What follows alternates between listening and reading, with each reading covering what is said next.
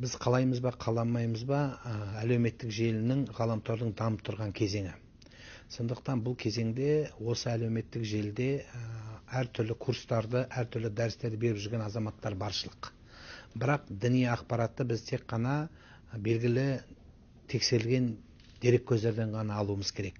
Ол Қазақстан мұсылмандар діни басқармасына қарасты болған барлық деңгейдегі мешіттер менен ұстаздар деп айтқан болар едім. Екіншісі, бөгде атты деп айтсақ та болады.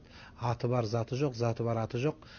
Көрінген сайттардан, көрінген жерден білім алатұғын болсақ, біз түбі адасуға алып келеміз. Бұрын мінбер тек қана мешітті мінбер еді. Бізде бақылау жеңілірек болатын еді. Қазір мына әлеуметтік желіде мінберге айналды. Сондықтан осы мінберді өзіндік саясатын, өзінің теріс білімін, немесе мемлекетімізге қарсы болған келіспейтін жерлерді, басқа да мазхабтарды атын жамылып, сәләфилік басқа да ағымдарды таратып жүрген азаматтар баршылық.